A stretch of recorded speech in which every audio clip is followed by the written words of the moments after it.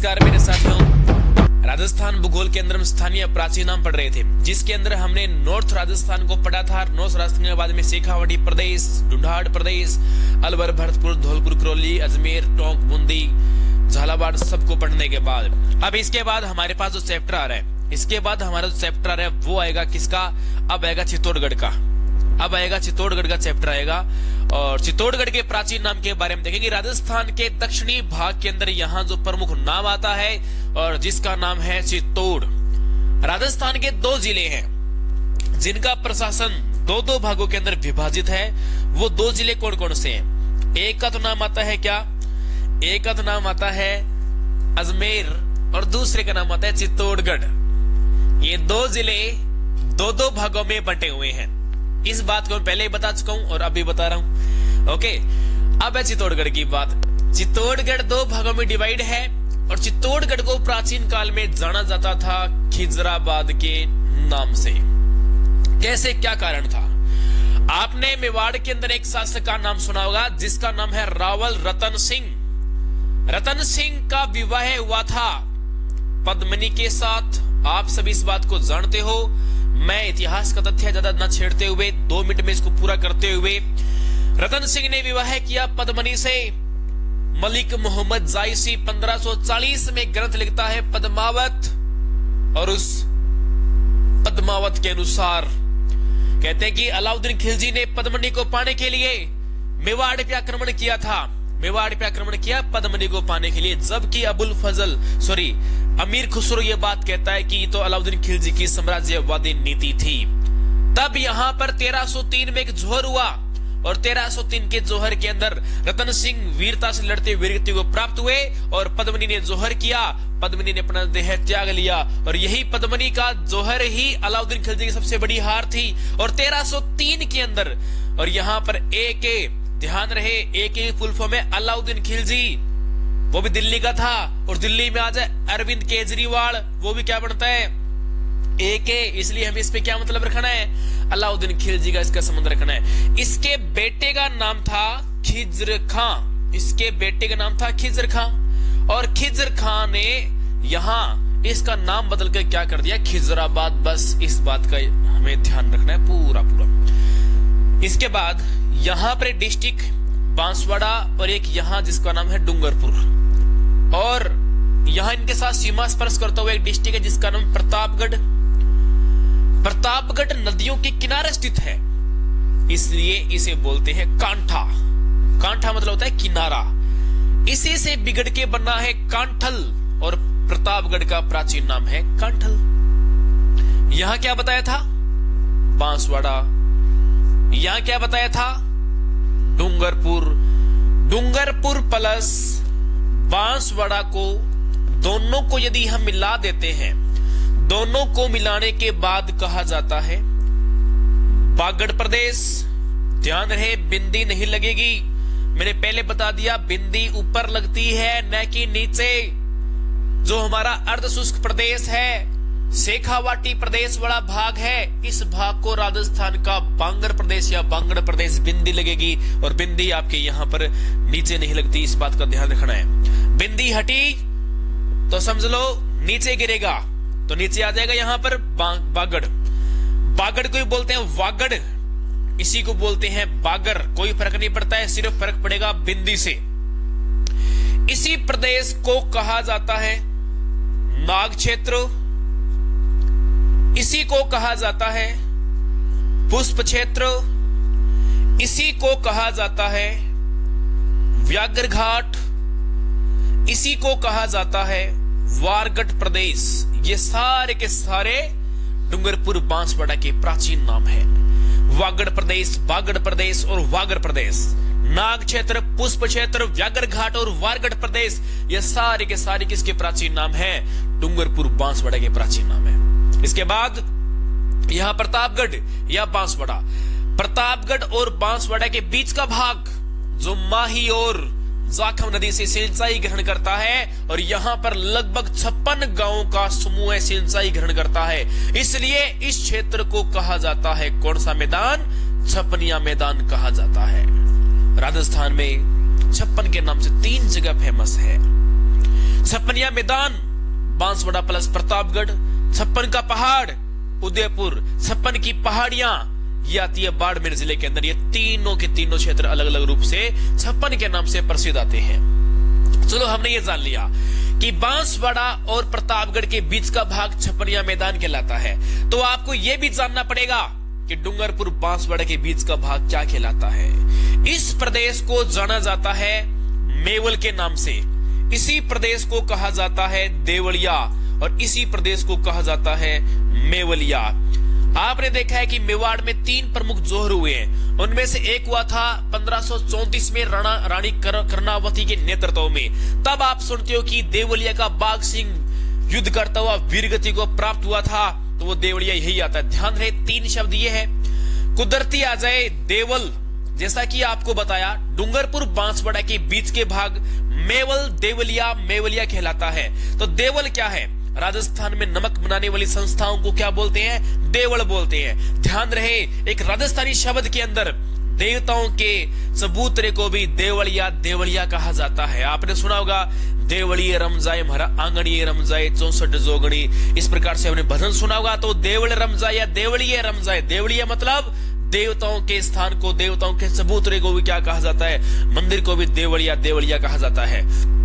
Okay, बाकी नमक बनाने वाली संस्थाओं को भी क्या बोलते हैं? देवल कहा जाता है। ओके, इसके जस्ट बाद यहां जो डिस्ट्रिक्ट आ रहा है उस डिस्ट्रिक्ट का नाम है उदयपुर, जैसा कि आप सभी को बताया था। उदयपुर नगर की स्थापना महाराणा प्रताप के पिता महाराणा उदय सिंह ने 1559 के अंदर स्थापना की थी। ओके, उदयपुर नगर की स्थापना। एक बात तदुपरि शानदार बात है, प्राचीन काल में एक जनपद फेमस था, उस जनपद का नाम आता है सीवी जनपद। जब भी ध्यान रखे कोई भी जनपद है उसके अंदर राजधानी निश्चित रूप से होती है। सीवी जनपद में 2 जिलों का नाम आता है, एक तो उदयपुर का नाम टॉप में आता है, प्लस दूसरा नाम जो यहां आता है वो होता है चित्तौड़ का नाम यहां टॉप में आता है। ओके, अब है सीवी जनपद की राजधानी। यदि कोई जनपद है तो उसकी निश्चित रूप से क्या होगी? राजधानी होगी। तो प्राचीन काल में एक नगर का नाम आता है मध्यमिका, और इसी मध्यमिका को कहा जाता था मंजमिका। इन 2 नामों से आज कोई भी हमारे यहाँ एक नगर नहीं है, पर नगर तो नहीं है। चित्तौड़गढ़ में इस तरह नगरी, उस नगरी का ये जरूर प्राचीन नाम कहलाता है। कौन?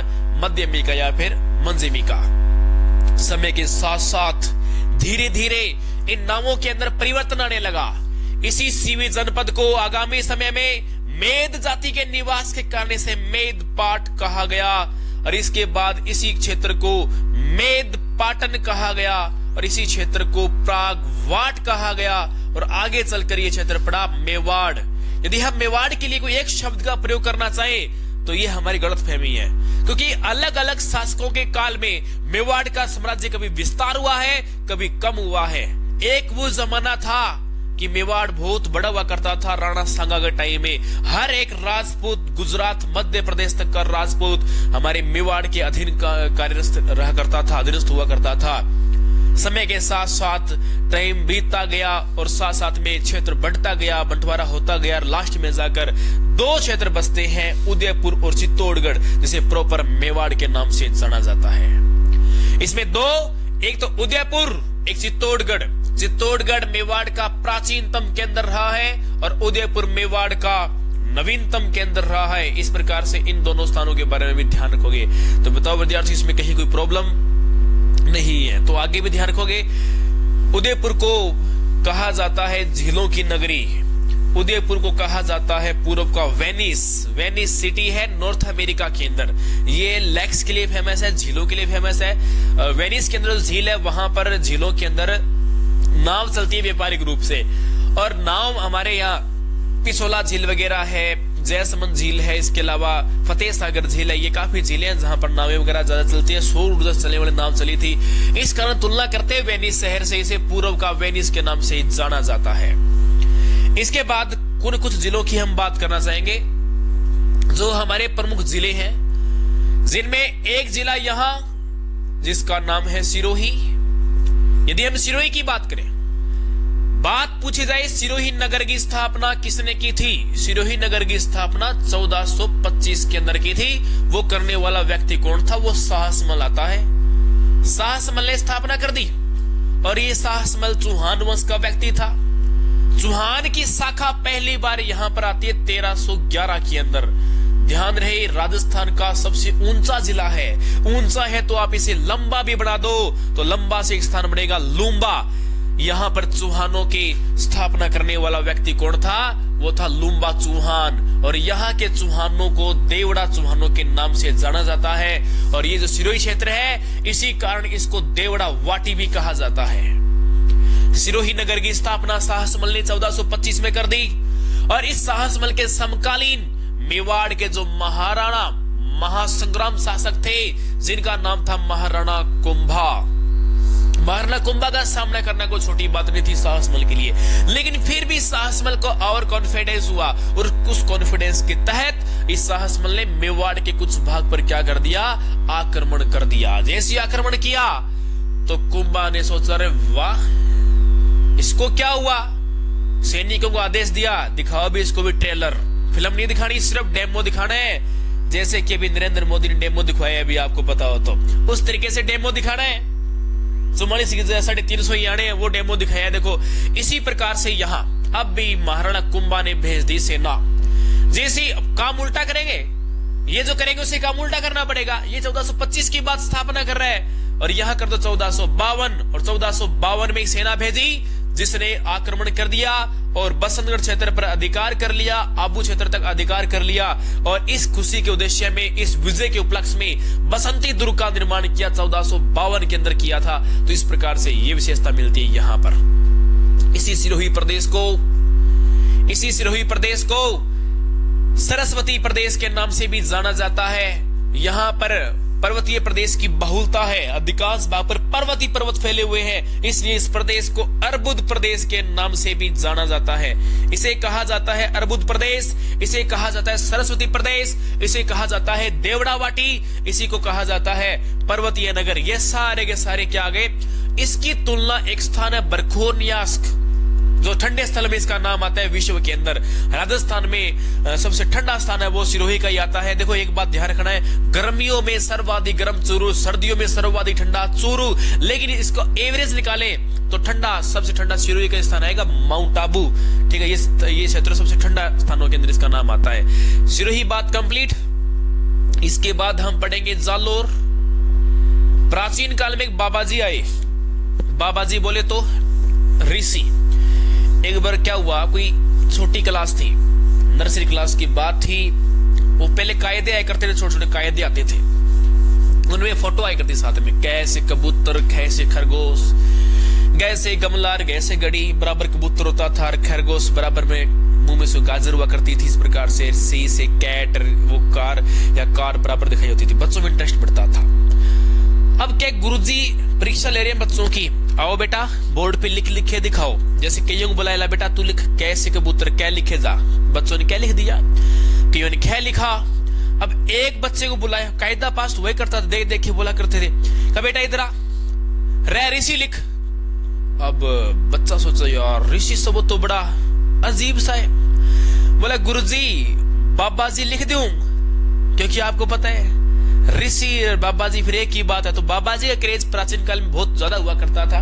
तो ये छोटी सी बात थी बीच में। अब आगे हम चलते हैं जालोर के अंदर, जहां जालोर जिला है और वहां पर एक पहाड़ी, जिसका नाम, पहाड़ी का नाम कनकाचल पर्वत है। ये लो जी, इसको बोलते हैं कनकाचल पर्वत। यहां पर आगे एक बाबा जी, ये लो जी, बाबा जी आगे, सच्चे दरबार की जय।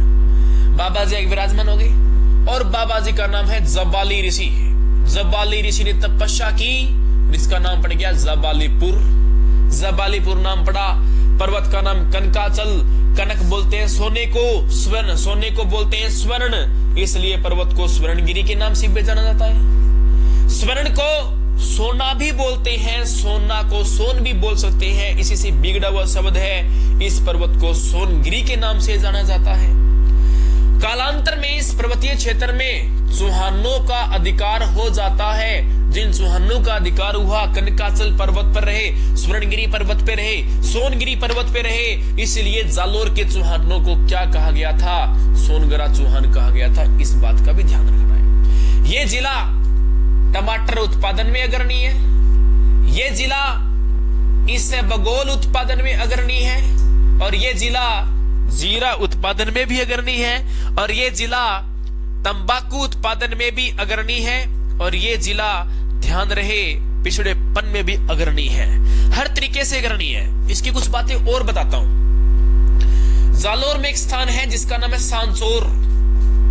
सांचौर को कहा जाता है राजस्थान का पंजाब। इसका मतलब ये नहीं कि यहां पर सरदार जी बहुत है, इसका मतलब ये भी नहीं कि यहां पर पंजाबी बोली जाती है, नहीं, क्योंकि यहां पर लूणी की सहायक 5 नदी अपना मैदान बनाती है। इसी कारण सांचौर को क्या कहा जाता है? राजस्थान का पंजाब कहा जाता है। और बात करें सांचौर 2012 कांस्टेबल में एक प्रश्न आया था। गोगा जी की ओलडी स्थित है। ओलडी बोलते हैं कच्ची साड़ को, गांव में चलती है ये ओलडी। तो ये बड़ा अटपटा से एक प्रश्न पूछा गया था। गोगा जी की ओलडी स्थित है, वो भी सांचौर जालोर के अंदर आती है। तो ये प्रश्न भी आ चुका है। इसके अलावा आप यदि ध्यान रखोगे तो एक स्थान जालोर का है भीनमाल। इसके बारे में जरूर आप ध्यान रखोगे। एक चाइनीज हमारे राजस्थान के अंदर यात्रा करने आता है।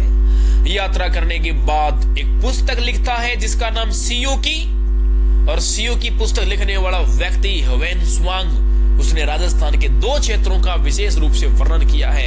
एक क्षेत्र बेराट, दूसरा भीनमाल।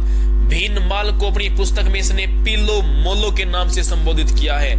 ये लो जी, ये बात किसकी आती है? ह्वेन स्वांग, हमारे चाइनीज की बात आ जाती है। इसके अलावा और हम आगे की बात करते हैं, देखते क्या बना। ये जालोर की सब बातें कंप्लीट। इसके बाद हम पढ़ते हैं बाड़मेर जिले को। यदि हम बाड़मेर जिले की कुछ बात कर लेते हैं, बाड़मेर का प्राचीन नाम एक तो आपको मिलता है बाड़मेरू, ये आपसे कोई पूछने वाला नहीं है। एक है माल, इज्जत से बोलेंगे, इसे बोलते हैं श्रीमाल। श्रीमाल भी बाड़मेर का प्राचीन नाम है। ओके, बाड़मेर के अंदर 3 पहाड़ियां हैं, ध्यान रहे। एक को बोलते हैं सिवाना की पहाड़ी, दूसरी पहाड़ी है नाकोड़ा की पहाड़ी, तीसरी पहाड़ी है हल्देश्वर की पहाड़ी।